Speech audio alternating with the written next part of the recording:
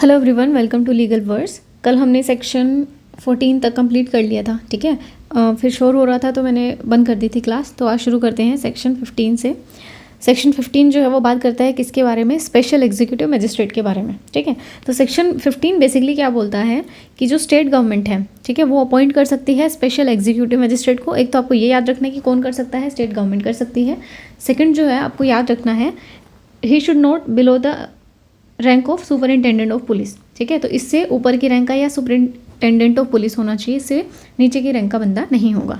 Next है हमारा local jurisdiction of an executive magistrate. अब ये कह रहे हैं कि लोकल जुरिस्डिक्शन कौन डिसाइड करेगा, ठीक है। Subject to the control of state government. Control किसका रहेगा? स्टेट गवर्नमेंट का रहेगा, बट डिसाइड कौन करेगा? एग्जीक्यूटिव मजिस्ट्रेट की जो लोकल लिमिट्स हैं या जुरिस्डिक्शन बोल सकते हैं हम, तो डिस्ट्रिक्ट मजिस्ट्रेट जो है वो डिसाइड करेंगे। बस ये दो चीज़ याद रखनी है, that is it.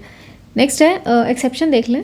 Except as otherwise provided by such definition, the jurisdiction and power of every such magistrate shall extend throughout the district, ठीक है। तो जो भी एग्जीक्यूटिव मजिस्ट्रेट हैं उनकी जो पावर है पूरे डिस्ट्रिक्ट पे एप्लीकेबल होगी, अनलेस एंड अनटिल पावर को कर्टेल किया गया हो या अदरवाइज कोई भी प्रोविजन हो, ठीक है।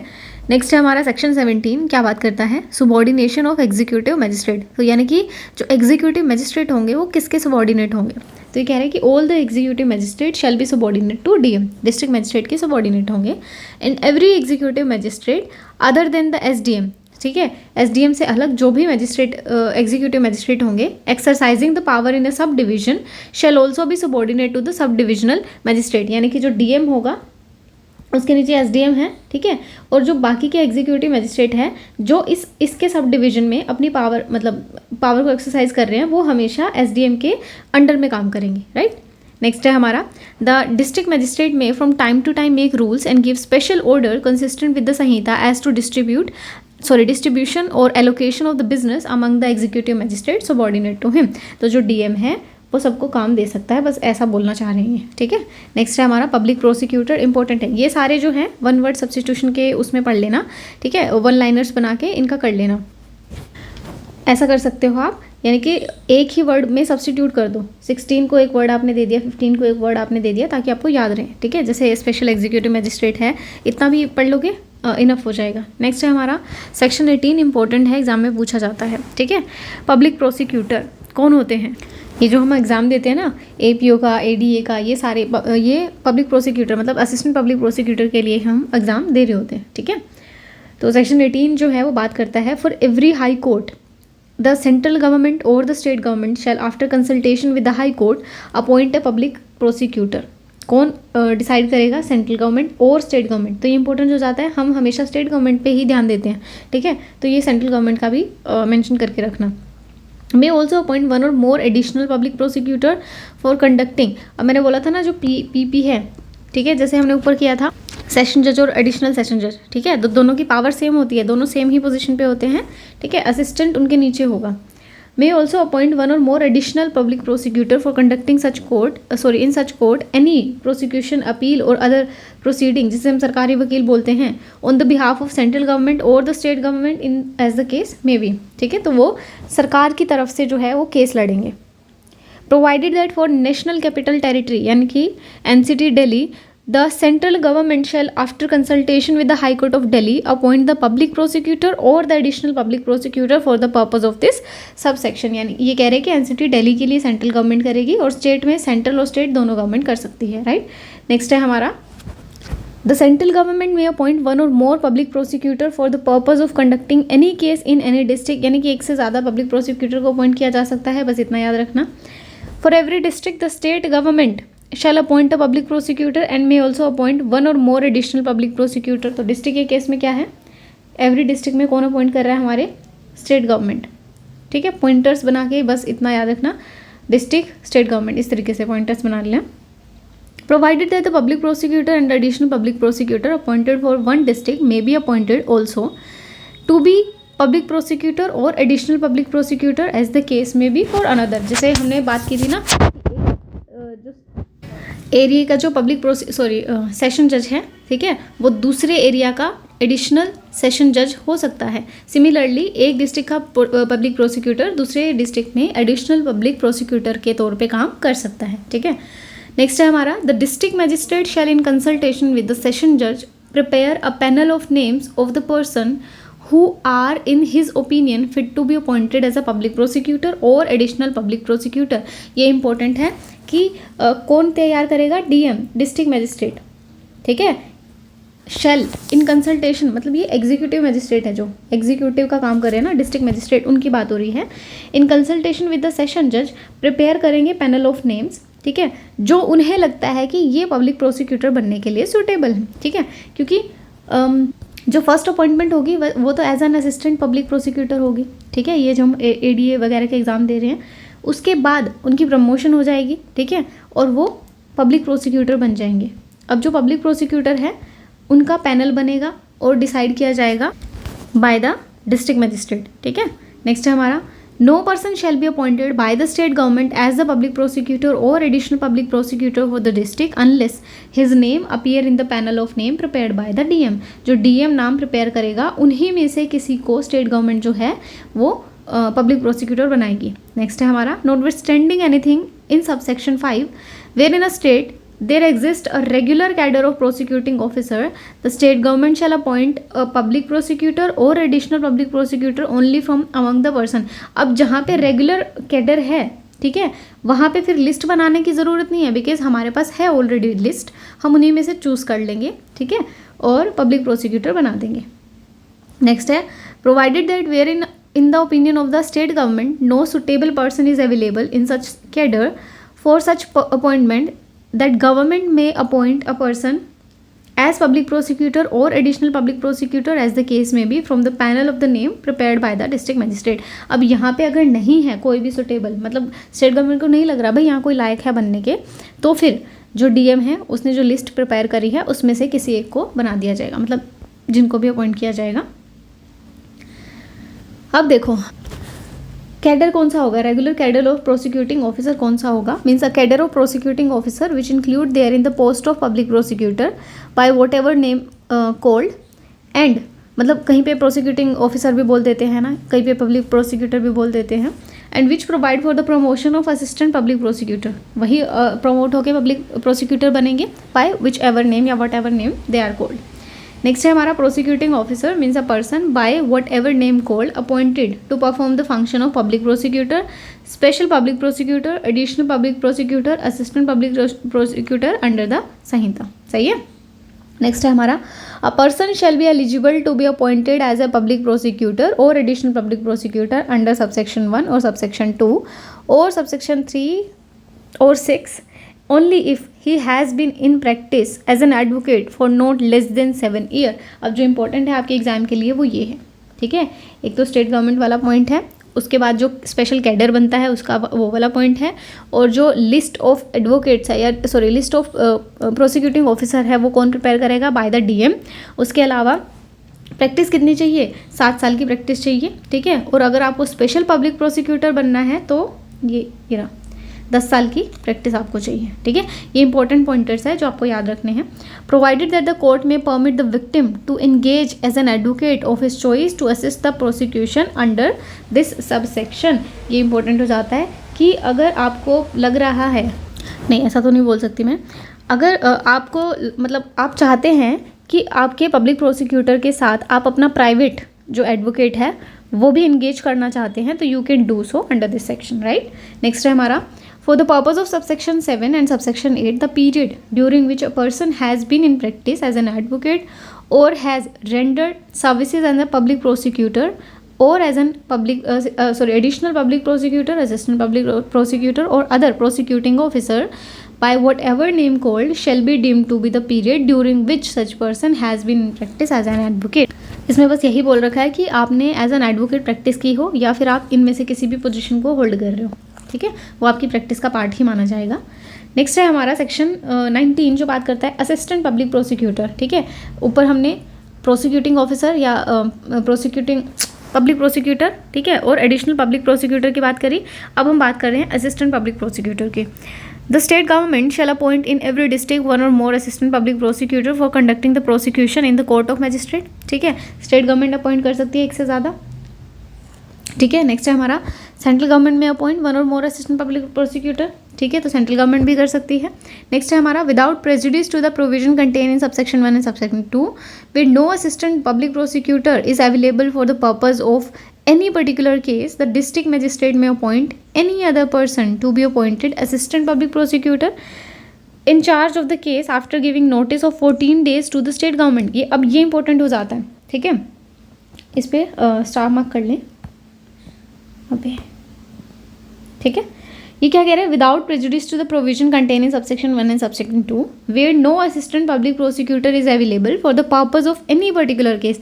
अवेलेबल ही नहीं है, एग्जिस्ट नहीं कर रहा अभी, ठीक है।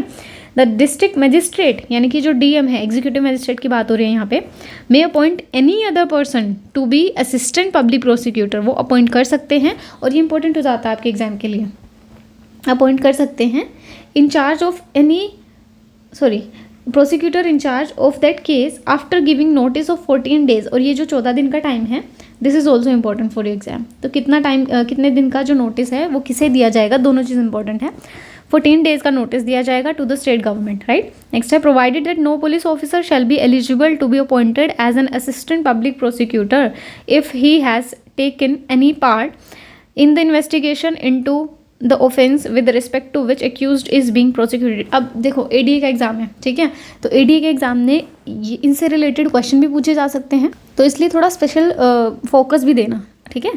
Provided that no police officer shall be eligible to be appointed as an assistant public prosecutor. ये बहुत इंपॉर्टेंट है कि किसी भी पुलिस ऑफिसर को नहीं अपॉइंट किया जा सकता, लेकिन इसका प्रोवाइजो क्या कह रहा है, या मतलब इसका एक्सटेंशन क्या बोल रहा है, if he has taken any part in the investigation into the offense with respect to which the accused is being prosecuted। यानी कि अगर उस बंदे ने, ठीक है, एक इंसान है, इसके अगेंस्ट केस चल रहा है, ठीक है, अब इसी का पब्लिक प्रोसिक्यूटर वो पुलिस ऑफिसर नहीं हो सकता जिसकी इन्वेस्टिगेशन भी उसी ने की हो, ठीक है। ए की जो इन्वेस्टिगेशन है वो बी ने करी है, अब यही अगर पब्लिक प्रोसिक्यूटर बन के, असिस्टेंट पब्लिक प्रोसिक्यूटर बन के जा रहा है कोर्ट में, तो ये तो बायस होगा ना, ठीक है, इसे तो अपनी स्टोरी पे यकीन होगा। सेकंड है is below the rank of inspector, और वो इंस्पेक्टर की रैंक से छोटा नहीं होना चाहिए, मतलब इंस्पेक्टर जो है मिनिमम क्वालिफिकेशन है, सही है। नेक्स्ट है हमारा directorate of prosecution the state government में एस्टेब्लिश, ये इंपॉर्टेंट है एग्जाम के लिए, ठीक है, यहाँ से तो मेंस का भी क्वेश्चन बनता है, तो थोड़ा ध्यान से। The state government may establish a directorate of prosecution in the state consisting of a directorate of prosecution and as many deputy directors of the prosecution as it think fit। यानी कि उसमें क्या होगा, एक डायरेक्टर होगा और बाकी deputy directors होंगे। नेक्स्ट है हमारा a district directorate of the prosecution in every district consisting of as many deputy directors and assistant directors of the prosecution as it think fit। A person shall be, मतलब जितने भी हो सकते हैं, simple सा, a person shall be eligible to be appointed as a director of prosecution और deputy director. अब आपको जो चीज़ें याद रखनी है ना, वो एक तो ये याद रखो, स्टेट गवर्नमेंट कर सकती है, ठीक है, जितने मर्जी उतने कर सकती है, और थर्ड अब जो इसकी क्वालिफिकेशन है ना, जहाँ से क्वेश्चन बनते हैं, एलिजिबिलिटी, वो देखो।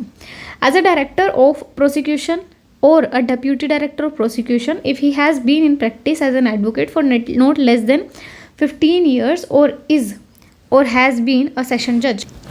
पहले जो टाइम पीरियड था वो 10 साल का था, अब क्या है, नॉट लेस देन 15 ईयर्स, यहाँ से एग्जाम में क्वेश्चन बन सकता है, और हैज़ बीन सेशन जज, ठीक है। नेक्स्ट है हमारा as an assistant director of prosecution if he has been in practice as an advocate for not less than 7 years और has been a magistrate of first class. तो ध्यान से देखो, जो डायरेक्टरेट ऑफ प्रोसिक्यूशन है, ठीक है, उसमें जो डायरेक्टर बनेगा या डिप्यूटी डायरेक्टर बनेगा, उसकी क्वालिफिकेशन क्या है, 15 साल तक या तो उसने प्रैक्टिस की होनी हो, ठीक है, एज एन एडवोकेट, हाँ ऑफ कोर्स, और या वो सेशन जज रहे हों, ठीक है, और अगर असिस्टेंट डायरेक्टरेट की पोजीशन है तो वहाँ पे 7 साल की प्रैक्टिस या फिर मैजिस्ट्रेट होने हो ऑफ द फर्स्ट क्लास, ठीक है, JMIC।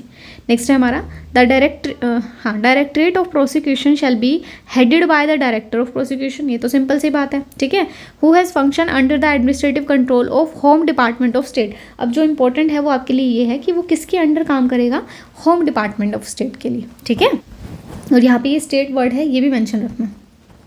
नेक्स्ट है हमारा Every deputy director of the prosecution or the assistant director of prosecution shall be subordinate to the director of prosecution and every assistant, वही simple RR है तो ठीक है, इसमें कोई दिक्कत नहीं है। ऊपर सबसे ऊपर डायरेक्टर होगा, उसके नीचे डेप्यूटी होगा, असिस्टेंट होगा, इस तरीके से चलता रहेगा।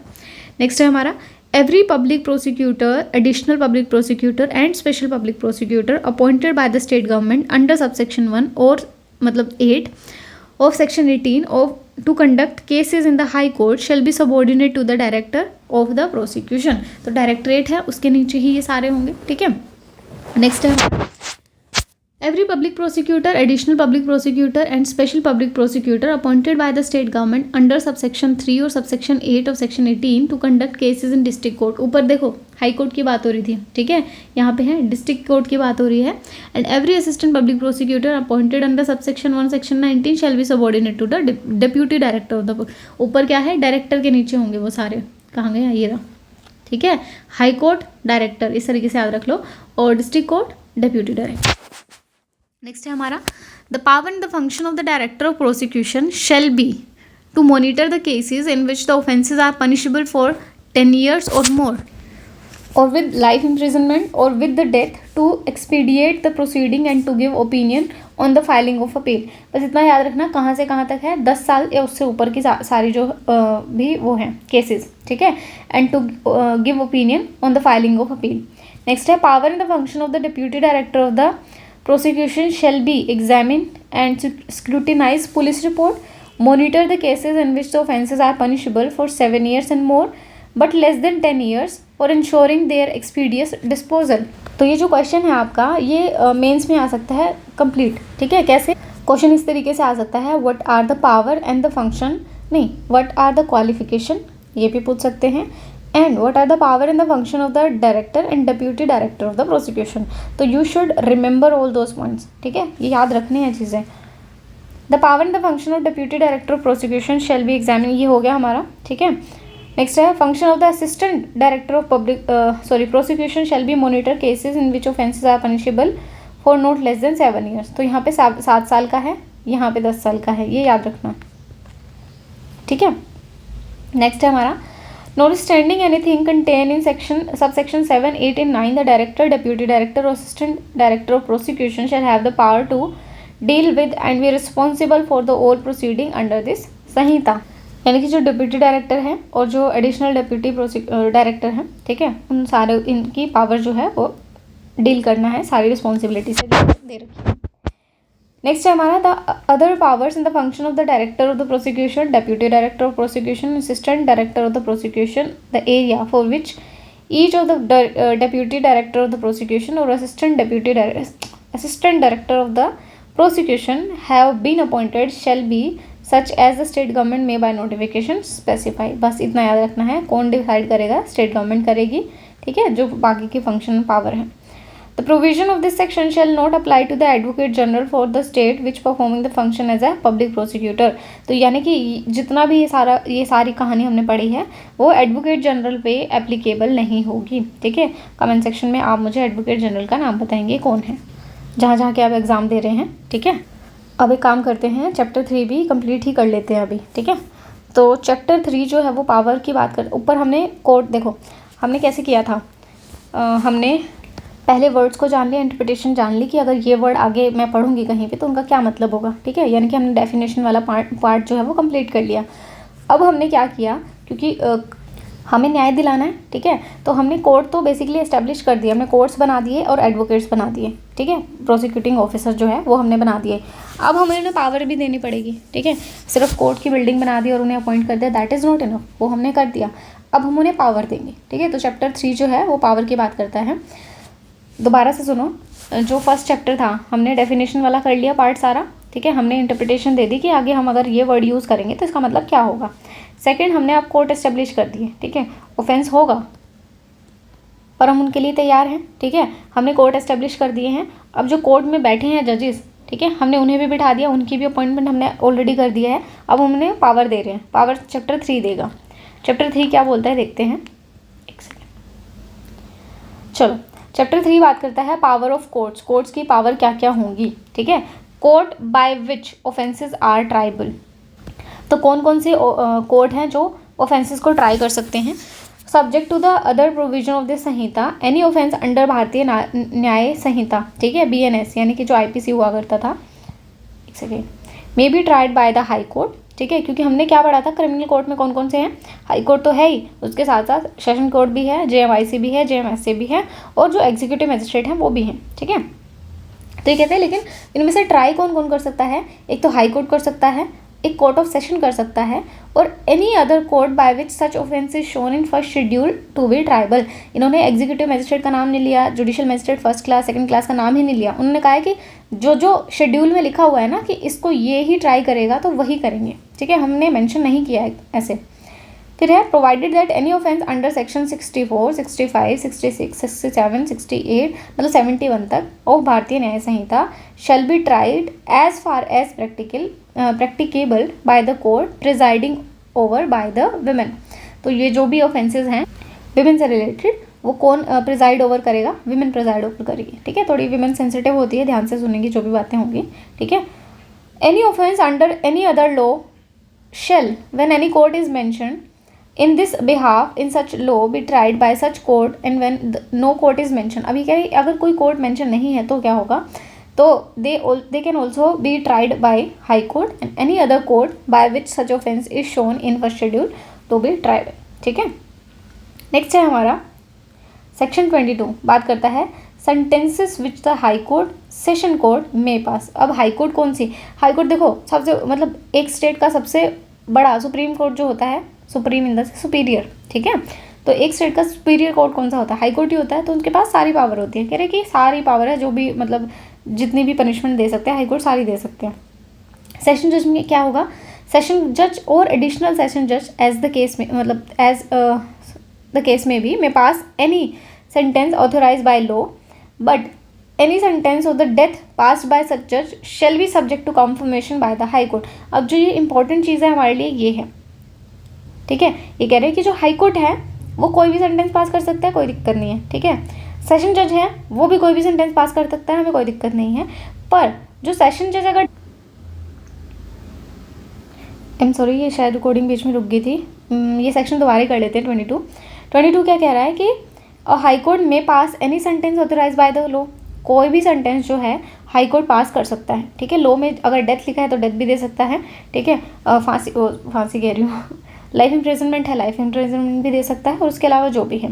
पर सेशन जज के केस में क्या होगा, सेशन जज जो है वो भी सारी पनिशमेंट दे सकता है, मतलब डेथ तक एक्सटेंड कर सकता है, ठीक है, डेथ भी दे सकता है।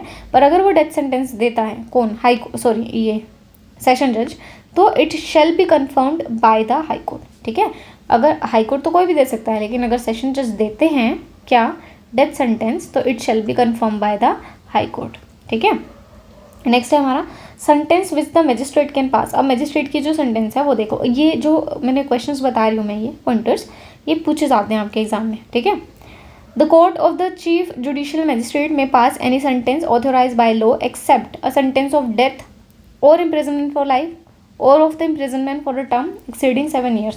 तो इतने याद रखो कि 7 साल से ऊपर के जो ऑफेंसेस हैं, ठीक है, मतलब CJM की जो पावर है वो 7 साल तक की सज़ा देने की है, 7 साल तक के ऊपर की सज़ा नहीं दे सकता CJM, ठीक है। अब जुडिशियल मजिस्ट्रेट फर्स्ट क्लास की अगर हम बात करें तो उसकी क्या क्या अच्छा, ये जो फ़ाइन है वो कितना भी, देखो फ़ाइन की कोई जिक्र नहीं है यहाँ पे, तो CJM जो है फ़ाइन कितना भी दे सकता है, ठीक है। अब JMIC की अगर हम बात करें, pass a sentence of imprisonment for not less than 3 years, 3 साल तक की पनिशमेंट दे सकता है, फाइन नॉट एक्सीडिंग 50,000 रुपीज़ और ऑफ बोथ और द कम्युनिटी सर्विस। अब जो मेन चीज़ें ऐड हुई हैं जो आपसे पूछी जा सकती है, एक तो फाइन पूछा जा सकता है, फाइन कितना है 50,000, ठीक है, और दूसरा क्या पूछा है, बोला है कम्युनिटी सर्विस। तो पहले कम्युनिटी सर्विस जैसी कोई चीज़ एग्जिस्ट नहीं करती थी इंडिया में, ये बाहर का कॉन्सेप्ट है, ठीक है, अमेरिकन कॉन्सेप्ट है, बट अब हमने इसे इंक्लूड कर लिया है, विच इज़ वेरी गुड, ठीक है। नेक्स्ट है हमारा the court of magistrate of second class may pass a sentence of imprisonment for not less than 1 year। तो यहाँ पे ये तो अभी भी चेंज नहीं हुआ, 1 साल का ही है, ठीक है, और फाइन नॉट एक्सीडिंग 10,000 रुपीज़, लेकिन फाइन जो है वो एक्सटीड कर गया है, और ऑफ बोथ और द कम्युनिटी सर्विस, यानी कि जो SC है JMSC और JMIC है, दोनों ही कम्युनिटी सर्विस भी दे सकते हैं। अब कम्युनिटी सर्विस का मतलब क्या होता है, means the work which the court may order a convict person to perform as a form of punishment that benefits the community for which he shall not be entitled to any remuneration. पता नहीं बार बार recording बीच में रुक क्यों रही है, मुझे समझ नहीं आ रहा मैंने कितना बढ़ा दिया. 1 मिनट फिर भी दोबारा रिपीट कर देती हूँ. JMIC जो है, ठीक है, JMIC जो है वो 50,000 प्लस में fine which makes 3 years plus में 50,000, ठीक है. यहाँ पे 1 year प्लस में 10,000 प्लस में कम्युनिटी सर्विस, प्लस में कम्युनिटी सर्विस, यहाँ पे भी प्लस में कम्युनिटी सर्विस. अब कम्युनिटी सर्विस क्या होता है कि उन्हें काम दे देना कोई भी for the welfare of the society उन्हें करना पड़ेगा और उसके लिए उन्हें कोई रिम्यूनरेशन नहीं मिलेगा, ठीक है. जैसे वृद्धाश्रम में भेज दिया कि उनकी आपको 10 दिन तक सेवा करनी है, ट्रैफिक में ड्यूटी लगा दी उनकी, इस टाइप के काम जो हैं वो. Sentence of imprisonment in default of fine. अगर आप फाइन में डिफॉल्ट करते हैं तो कितनी पनिशमेंट होगी. The court of magistrate may award such term of imprisonment in default of the payment of fine as is authorise by the law, provided that the term is not in excess the term is not in excess of the power of magistrate under section 23 and shall not where the imprisonment has awarded as a part of substantive sentence exceeding 1/4 of the term of imprisonment which the magistrate is competent to inflict as a punishment for the offence otherwise than as an imprisonment in default of fine of the payment. अब ये कहना क्या चाह रहे हैं. पहली line तो देखो सिंपल है कि जो कोर्ट ऑफ मैजिस्ट्रेट है, ठीक है, वो इतना फाइन दे सकते हैं in default of payment of fine, इतना पनिशमेंट दे सकते हैं जितना उन्हें लॉ ने ऑथराइज़ किया है. जैसे JMIC है जो, ठीक है, JMIC है वो मैक्सिमम पनिशमेंट कितनी दे सकते हैं, 3 साल की दे सकते हैं ना. तो ऑथराइज बाय लॉ कितना है, 3 years है, ठीक है. तो ये क्या कह रहे हैं कि वो पावर जो है एक्सेस में नहीं होनी चाहिए, इससे ज़्यादा, यानी कि 23 में पावर दे रखी है ना 3 साल और ये 1 साल, तो इससे ज़्यादा एक्सीड नहीं करनी चाहिए, ठीक है. नेक्स्ट है shall note where the imprisonment has been awarded as a part of substantive sentence. तो अगर as a part of substantive punishment मिली है, सब्सटेंटिव सेंटेंस मिली है, तो उसका जो टर्म है वो है 1/4, ठीक है. ये एग्ज़ाम में पूछा जाने वाला क्वेश्चन है. ये 1/4 से ज़्यादा वो है एक्सीड नहीं करनी चाहिए जितना मैजिस्ट्रेट की कैपेसिटी है, मतलब जितने उन्हें पावर दी गई है, अथॉरिटी दी गई है शुड से. नेक्स्ट है हमारा imprisonment awarded under this section may be in addition to substantive sentence of imprisonment for the maximum term awarded by the magistrate under section 23. तो इन एडिशन में भी हो सकती है, ठीक है, जितना मैजिस्ट्रेट कैन गिव. इसको ऐसे समझो कि सिर्फ फ़ाइन है, ठीक है, तो फ़ाइन के तो जितना भी वो दे सकता है, मतलब फ़ाइन जितना भी है, तो मैक्सिमम पनिशमेंट 3 साल की ही मैजिस्ट्रेट देगा. JMIC की मैं बात कर रही हूँ, ठीक है. व्हाट इफ़ वो सब्सटेंटिव सब्सटेंटिव सेंटेंस है, ठीक है, उसके साथ साथ फाइन भी है, तो क्या होगा. तो ये कह रहे हैं कि सब्सटेंटिव तो होगी, उसके साथ साथ फाइन जो है उसकी अलग से पनिशमेंट जो है उसे दी जाएगी, इम्प्रिजनमेंट जिसे हम बोलते हैं. नेक्स्ट है हमारा sentence in the case of conviction of several offences at one trial. When a person is convicted at one trial of 2 or more offences, the court may, subject to the provision of Section 9 of Bharatiya Nyaya Samhita, sentence him for such offence to the several punishment prescribed therefore which such court is competent to inflict, and the court shall consider the gravity of offence, order such punishment to run concurrently or consecutively. जो आपको words याद रखने हैं वो ये 2 याद रखने हैं कि कोर्ट के ऊपर है, कोर्ट के डिस्क्रिप्शन पे है कि वो कॉन्जिक्यूटिव चलाना चाह रही है कॉन्करेंटली और कॉन्जिक्यूटिव का मतलब क्या है. कॉन्करेंटली तो ये हो गया कि 2 से ज़्यादा, मतलब 1 से ज़्यादा ऑफेंस है, ठीक है, और सबकी पनिशमेंट कोर्ट ने डिसाइड कर दी और सारी एक ही साथ कट रही है, ठीक है. मान लो 3 + 3 + 3 ऐसा कुछ है, ठीक है. मैजिस्ट्रेट की हम बात नहीं कर रहे, हम नॉर्मल ले रहे हैं कि अलग अलग ऑफेंस है, उनको अलग अलग के लिए 3-3 दे दी. कॉन्करेंटली का मतलब क्या होगा कि इस 3 साल में ही ये तीनों निकल गई, ठीक है, कि मैं जेल में तो हूँ और इसकी अलग है, इसकी अलग है, इसकी अलग है, काट में तीनों की साथ ही रहूँ, वो होगी कॉन्करेंटली. कॉन्जिक्यूटिव क्या होगी कि पहले ये 3 साल काटो, उसके बाद फिर ये 3 साल शुरू होंगे और उसके बाद फिर ये 3 साल शुरू होंगे, समझ गए, तो टोटल 9 हो जाएगी ऐसा, ठीक है. कॉन्करेंटली और कॉन्जिक्यूटिवली में मतलब समझ गए. कॉन्करेंटली मतलब सारी साथ ही चल रही है, कॉन्जिक्यूटिवली मतलब पहले एक खत्म होगी, फिर दूसरी खत्म होगी, फिर तीसरी खत्म होगी. नेक्स्ट है हमारा in the case of consecutive sentence it shall not be necessary for the court by the reason only of the aggregate punishment for the several offences being in excess of the punishment which it is competent to inflict on the conviction of a single offence to send the offender for trial before the higher court. अब ये चीज़ important है, ठीक है, ये point सबसे ज़्यादा important है आपका इस चैप्टर में. क्या कह रहे हैं, इन अ केस ऑफ कॉन्जिक्यूटिव. अब हमने कॉन्करेंटली तो देख लिया कि मजिस्ट्रेट जो है JMIC है, उसकी 3 साल की ही पनिशमेंट देने की पावर है, ठीक है. तो JMIC ने क्या किया कि भाई कॉन्करेंटली चला लो, ठीक है, इनकी अलग अलग बन रही है पर तुम कॉन्करेंटली चला लो, कोई बात नहीं,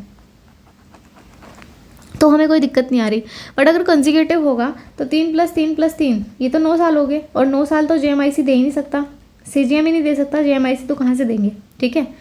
तो इस केस में क्या होगा, अब ये कह रहे हैं कि in the case of consecutive sentence it shall not be necessary for the court by the reason only of the aggregate punishment for the several offences been in excess of the punishment which it is competent to inflict on the conviction of a single offence to send the offender for trial before a higher court.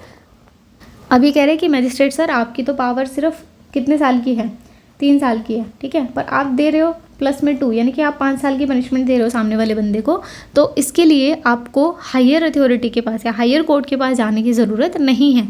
यहाँ तक इतना बोल रहा है, लेकिन इसका proviso जो बोल रहा है वो क्या कह रहा है, in no case shall the punishment be sentence to the imprisonment for longer than the 20 years. यानी कि 20 साल से ज़्यादा तो आप दे ही नहीं सकते पनिशमेंट किसी भी हालत में, ठीक है. एक तो ये पॉइंट आपको याद रखना है 20 ईयर्स वाला. सेकंड क्या कह रहा है, the aggregate punishment shall not exceed twice the amount of punishment which the court is competent to inflict for a single offence. अब ये कह रहा है कि जो एग्रीगेट पनिशमेंट होगी ना, ठीक है, it shall not exceed twice से ज़्यादा एक्सीड ही नहीं करनी चाहिए of the punishment with the court is competent. यानी कि जो JMIC है, ठीक है, JMIC है वो 3 साल की दे सकता है, ठीक है. तो ये कह रहा है कि 3 + 3 सिर्फ 6 साल तक की ही जो है आप बढ़ा सकते हो, उससे ज़्यादा आप नहीं बढ़ा सकते, ठीक है. Otherwise you have to go to the higher authority. Next है हमारा सबसेक्शन 3. क्या बोल रहा है, for the purpose of appeal by the convicted person the aggregate of the consecutive sentence passed against him under this section shall be deemed to be a single sentence. तो वहाँ पे जो एग्रीगेट है वो एक सिंगल सेंटेंस के तौर पे ही मानी जाएगी फॉर द अपील. सही है, तो दोबारा देख लें एक बारी. हाँ, ये दोनों ही देख लें. एक तो ये वाला पॉइंट है जो 1/4 वाला, ठीक है, इन डिफ़ॉल्ट ऑफ फाइन, और एक ये कॉन्जिक्यूटिवली भी हो सकती है और कॉन्करेंटली भी हो सकती है. कॉन्जिक्यूटिव के केस में इन्होंने बोला है कि इन नो केस 20 साल से ज़्यादा नहीं होनी चाहिए, और अगर पनिशमेंट दी भी जा रही है तो एग्रीगेट पनिशमेंट जो है वो 2 से ज़्यादा नहीं होनी चाहिए, ठीक है. नेक्स्ट है हमारा mode of conferring the power. किस तरीके से कॉन्फर की जा सकती है, ये तो सिंपल है, इतना वो लोड नहीं लेनी. In conferring the power under the Sanhita the high court और the state government as the case may be by order empowering the person specially by the name, या तो उसके नाम से, ठीक है, और by the virtue of their office, या फिर मतलब जो पोजीशन वो होल्ड कर रहे हैं, ठीक है, उसके नाम पे, और the classes of the official generally be there official titles. यानी कि जो उनका ऑफिशियल टाइटल है उनको उनकी जो भी पावर है वो उन्हें इस तरीके से दी जा सकती है, बाय नेम भी दी जा सकती है, उनके ऑफिस के वर्चू से भी दी जा सकती है, जो उनका टाइटल है उसके थ्रू भी दी जा सकती है. Every such order shall take effect from the date on which it is communicated to the person so empower. तो ये इंपॉर्टेंट हो जाती है, ठीक है, जिस दिन उसे कम्युनिकेट कर दी जाएगी फ्रॉम द वेरी पॉइंट उसको पावर जो है वो कॉन्फर कर दी गई है. Power of the officer appointed क्या क्या है, whenever any person holding an office in the service of government who has been invested by the High Court or the state government with any power under this Sanhita throughout any local area is appointed to an equal or higher office of the same nature within a like local area under the same state government, he shall, unless the High Court or the state government, as the case may be, otherwise direct or has otherwise directed, exercise the same power in the local area in which he is appointed. बस आपको इतना याद रखना है, ठीक है. ये कह रहे हैं कि मान लो आप पुलिस ऑफिसर हो, ठीक है, या फिर आप SDM हो, ठीक है, या फिर आप जुडिशियल मजिस्ट्रेट हो, कोई भी हो, जो जिन अथॉरिटीज़ का नाम इस संहिता में है, उनको अगर कोई पावर कॉन्फर की गई है, जब तक कि उन्हें स्पेसिफिकली ना बोला जाए या डायरेक्ट ना किया जाए कि आपकी ये पावर नहीं है, आप वो सारी पावर कॉन्फर करोगे जो इस संहिता में दी गई है. सिंपल. नेक्स्ट है हमारा विड्रॉ ऑफ पावर, पावर को विड्रॉ करना कौन कर सकता है? द हाई कोर्ट और the state government as the case may be may withdraw all और any of the power conferred by it under the Sanhita on any person और by any officer subordinate to, इनके under जो भी हैं सबकी power को जो स्टेट गवर्नमेंट है या हाई कोर्ट है वो कर्टेल कर सकती है, ठीक है, ये विड्रॉ कर सकती है। Any power conferred by the chief judicial magistrate और the district magistrate may be withdrawn by the respective magistrate by whom such power, यानी कि अपने सबॉर्डिनेट की पावर को आप कर्टेल कर सकते हो या विड्रॉ कर सकते हो, सिंपल। नेक्स्ट है हमारा पावर ऑफ जजेस and magistrate exercisable bye there successor in office, ये इंपॉर्टेंट है, ठीक है। ये कह रहे हैं कि सक्सेसर इन ऑफिस कौन होगा? जो उनके बाद, जैसे मान लो JMIC है, ठीक है, ये रिटायर हो गए, ठीक है, या ऑफिस को होल्ड नहीं कर रहे हैं, अब इनके बाद जो भी आएंगे वो इनकी पोजीशन होल्ड कर रहे हैं तो वो सारी पावर एक्सरसाइज करेंगे, बस ये वाली बात है। Subject to the other provision of this Sanhita the power and the duties of the जजेस और the magistrate may be exercise और perform by his successor in office, उनके जो सक्सेसर है वो परफॉर्म करेंगे।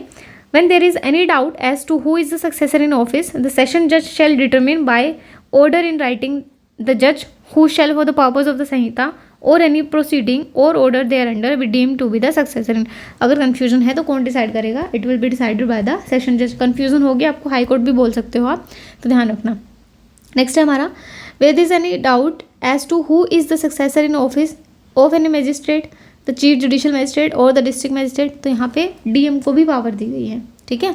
As the case may be shall determine by the order in writing the magistrate who shall for the purpose of Sanhita और any proceeding और order under thereunder be deem to be the successor in office. तो बस इतना याद रखना है, successor in office कौन होता है? जो उसके बाद पोजीशन को होल्ड करेगा।